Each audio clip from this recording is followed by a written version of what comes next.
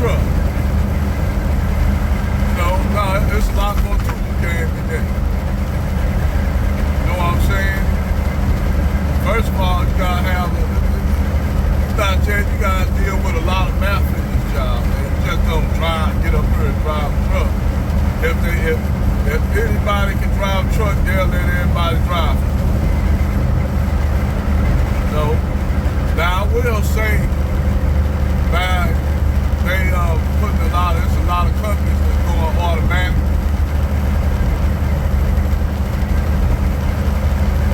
So you got a lot more people getting into this field. You got a lot of women getting into this field. Even though I know some sisters that's a straight gear jammer, they will not touch an automatic. Like Coco, she will not touch an automatic. Me, it don't matter what kind of truck you drive. This truck is standard. But I got an automatic, I'm getting an automatic truck. But it don't make no difference, truck to me. But if you driving the standard, if you driving on the flat, if you know how to float your gears, I'm gonna tell you this. If you ever start driving, going to truck driving school, and you drove with somebody who know how to drive a truck, they showed you how to float. Don't do that at the driving. Don't do that at DOT training inspection, but they pass you for getting your CDL. Do not float through your gear. They will stop the truck and tell you to get out. So if you drive your truck, you gotta go through the gear. You better use progressive shifting. You better know what gear. I'm gonna tell you a rule of thumb. If you got a load, start off in second gear. If you don't got load, start off in third gear. That's a rule of thumb. Another thing too, when shifting, whenever you shift, when you just shifting out, listen to your motor. Your RPM's gonna tell you when it's gonna shift. If you starting off in third gear, in second gear, and you start driving, your engine gonna start, it's gonna go up like, then soon you hear that hesitation, put that baby in that gear in third gear until it go all the way up, till the needle go all the way up to what? The needle gonna go all the way up to what? 35 to 40. 35 to 40, that's your sweet spot. So when you hear it go, take it up, clutch out, clutch back in. You gonna clutch it into, right now you in fourth gear. And then by the time you get up, the RPM's up to 15 to 50, clutch in, bam, clutch in, clutch out, clutch in. When you hear your RPMs, clutch out, clutch in. Now you in 8th gear. Now if you're going up your gear flow, you're going up, you're gonna hit your splitter. Like this truck got a splitter. So when you get, by the time you get to third, all the way through your gears, you're gonna hit the splitter up, gonna take it down to second, gonna take it down to third gear, and work your way on up. But listen to the engine, listen to the RPM. Some people say, look at your RPM, don't look at that. You gotta know, you gotta be able to hear when it's like your car. When you drive your car, you know your car getting ready to shift. By the way the car hesitates, the way it hesitates, like when you drive your car, it's gonna go, that's because your car changing gear. That hesitation, your car shifting. Now if you drive standard, you gotta shift standard or manual transmission and clutch. You gotta know when the time to shift. You gotta shift it on your own manual. But you'll know how to shift. If you know how to drive a manual car, you'll be able to know how to drive a manual transmission. You'll know how to drive a manual transmission. I taught myself how to drive a manual transmission. I taught myself how to drive a 18-speed KW. I was driving for Hogan. And everybody knows those who go by truck, Hogan got an automatic fleet.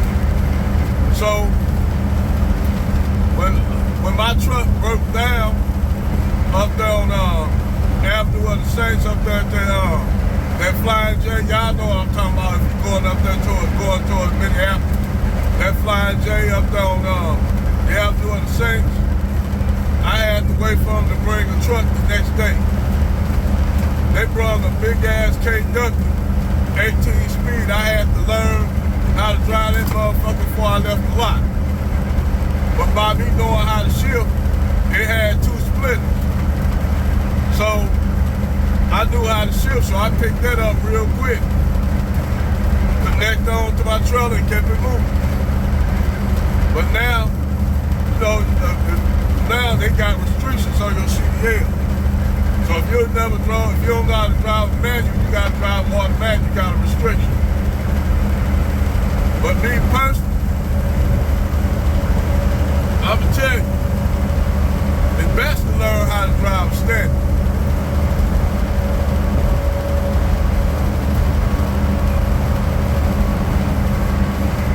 It's best to know how to drive standard. But this is not no easy job.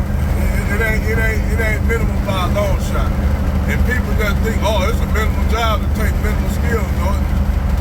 No, it ain't. The job is repetitious, it's tedious, because you do more shit. You gotta do more shit driving this truck than you do your car.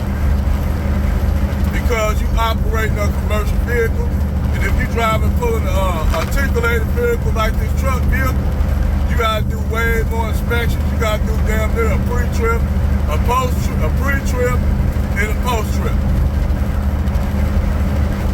You gotta check every part of your truck to make sure your truck will run properly. You gotta check the steer tires to make sure your steer tires are not going bad. You gotta check the drives, you gotta check the tandems. All the time, you gotta check everything. You gotta check your rims, you gotta check your trailer rims, you gotta make sure your nuts and bolts are tight. You gotta check everything in this truck. You gotta check your motor compartment, your engine compartment. You gotta check your steering wheel column, you gotta check steering wheel fluid, oil. You gotta check coolant. Everything in this truck you gotta check. You gotta check the trailer, the airline. At night, if you ain't driving no more and you're getting out the truck, you gotta drain your air. If it's cold, you gotta drain your air. Even if you can put alcohol to keep your lines from freezing up. You put alcohol, you use alcohol, rubbing alcohol. That's simple rubbing alcohol. But the best thing to do, if you know you ain't gonna be in your truck overnight, best thing for you to do is drain your airline, completely drain. On the side of this truck, they got 2 valves. You just pull on them, and then the air goes. The air just bleed out. You gotta do it till you don't hear that hissing no more. Then it's a lot. You gotta check the lights. You can't have no lights out. They're DOT infraction. You gotta make sure you got all your trailer lights, your ABS light in the back, your trailer light working. You gotta. If you're a tanker, you got a lot of shit. And if you're a flatbed, oh my God. If you're a flatbed driver, oh man, you gotta check your load every 150 miles. Check your straps, your pulleys, your chains. You gotta do all that shit, man. Ain't no motherfucking easy job. This job is repetition. You dig? So when Jason Black said, oh, this is a minimum job, take minimum skill, I told Sergeant Willie P, there's much more to this shit than driving the truck. Even if they want to go fully automated, they're going to still have to have somebody ride in the truck. Because they're going to have somebody to check in and do an inspection on that vehicle. They're going to have anybody, if they go fully automated, they're gonna have to have somebody manual. They can drive the truck they can drive the truck in case,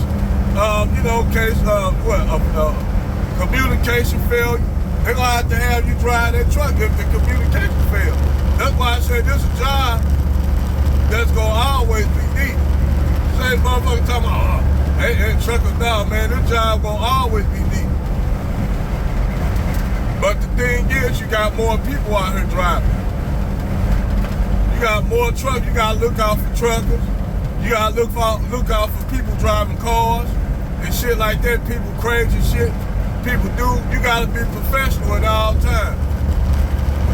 The job is not no easy job. And if you drive locally, like for instance, I'm gonna show you an example. Remember that video I showed you where I was talking about the 304 band? That band? Well, check this shit out.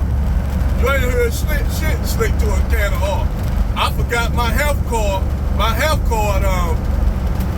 expired. Every 2 years you gotta get your health card renewed. So I looked at my card expired the day, like right during last week. I had to go into Wyoming and get me another health card on the spot. I had to get out and I had to get out in Jackson Hole, Wyoming and go and get me a fucking health card. If I would have got caught without driving with an expired health card, they would have shut the truck down. My license would have been suspended indefinitely. I wouldn't be able to drive no commercial vehicle, never again. It's fucked up. They should make it longer. Same thing with your CDL. Your CDL expires every 7 years. So you gotta go and get your CDL renewed. If you're driving with hazmat,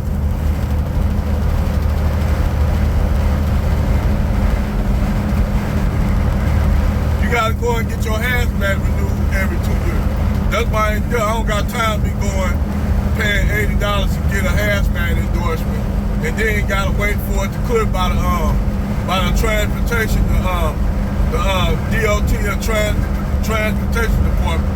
I don't got time for that, so I let my shit go. Fuck it, I don't need it. But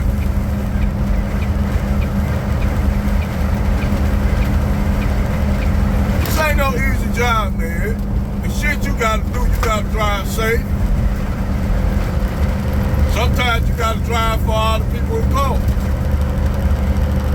Then on top of that, you gotta drive through weather that's bad, ice and snow and sleet and shit. And if you're driving like me, OTR long haul, you might be gone for 3 to 4 weeks. Sometimes I've been gone for a month. Hey, shit, I left out, check this shit out. I left out on New Year's. I left out on after New Year's. I've been out here damn near for a month. For a fucking month. So yeah, this job, hey, I'm gonna tell you like this. This job, if you got a woman that's needs your attention, and you gotta be calling her, be home every week to see her, you ain't gonna make no money being home every week. Unless you running containers or some shit, but even then, I talk to drivers that just started out. Mostly guys. Man, I ain't been home. I'm trying to get home, man. I've been off for a week. They say they get me out every weekend. But then the first thing the nigga do, the nigga complain about he ain't making no money. He only made $900. I'm like, motherfucker, you be home every weekend. How you gonna make money like that? You ain't gonna make no money being out there going home every week, because going home every week, you ain't gonna get enough miles. You might get what, at the most, 25, you might get what, 35, what, about 35, 40,000 miles, 2,000 if lucky. You lucky to get 2,000 going home on the weekend. Now, if if you're an older person, you just doing it, you got money, other money coming in, or you the guy that got money coming in other ways, hey, yeah, I can see you being home every weekend. But most of these motherfuckers just want to be home every weekend because they want to go chase behind their little gal and shit. Go to chase, see what their girl do. Man, look, I was married, my first wife. I lost my first wife because of this job. And you know how I lost? She was cheating on me. But you know what? I couldn't even get mad at her. Because I spent more time out here on the road than I did at home. But was I going to quit my job because she decided to leave? She asked me. My wife asked me, why don't you do local? So I did local for a year and a half. This when I was a company driver. And she started complaining about, hey, you ain't getting paid enough. You ain't getting paid. So I went back over the road. She wasn't complaining then, when the money coming into account, she wasn't bitching about that. She had $400 or $500, $4,000 or $5,000 hitting up that damn account. She didn't complain. But the thing the bitch was doing, out there doing all kind of shit. So when I called her, because I came home unannounced, I called her. Now most motherfuckers would have said, had a gun, which I had one on me. I ain't gonna tell you what I got in here, but I had one on me. She had another nigga blowing her back out. But you know what? I ain't even get mad. I laughed at the shit. So I told the dude, I told the guy, hey man, you can get up off my bed. I'm like, damn, at least you could have had the common courtesy. I don't know why niggas do this shit. This is something that niggas do. Cause white people, when they cheat, they ain't gonna bring no another woman to their house. They'll go get a hotel. Niggas so damn cheap and lazy, they don't want to get a goddamn hotel. At least, if you gonna cheat on your woman or your mate, at least make sure that nigga able to get a hotel to put your ass in. Because if you cheating with a nigga and your husband, that nigga you cheating with don't got no money to get no hotel, if that nigga you messing with while your husband out here working, don't got no money for no hotel, but you still fucking, that let me know that's the type of nigga you want to be with. That's the type of nigga you want. So when you leave and get with that nigga, then first thing, all I want to do when they get caught up, dudes included, they want to talk about, man, I had to go out here because I wasn't getting it from you because you work, you provide everything in the house. I ain't doing shit. So when she was cheating, I ain't say shit. Not at all. But I told her, you gotta go. You can't stay here. You gotta go with him. This nigga didn't even have nowhere to go. You know where they stayed at? Guess where they stayed at? At that nigga mama house. Where's Phil?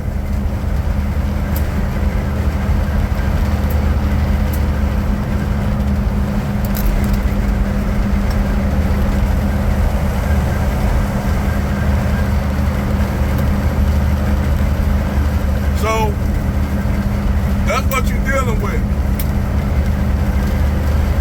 Now, I have people ask me if my wife that I'm married to now cheating. I say, I don't know. I don't know. I can't say nay, I can't say yay. But if she is, hey, she is. But when she get caught, hey, it's done done. Done done. that shit.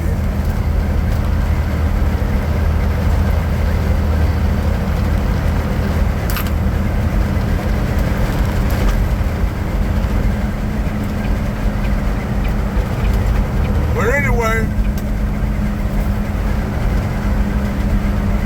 with this job comes a lot of pros and cons. Get up in this goddamn U-Haul, ride this middle lane, ride the goddamn hammer lane, and driving at 60 miles an hour, speed 7. That's another thing that we don't like. That's another thing we don't like. We don't like when you driving the hammer lane and your ass going under the post. Get your ass out the hammer lane and ride the granny lane. Truckers don't like that shit. We don't like for you to trail us. We don't like that. We don't like for you to be behind us. We don't like for you to hang on the side. If you gonna get around the truck, hurry up, get your ass around the truck. Don't hang on our side. We do not like that. So that's my point too. The job is not no easy job.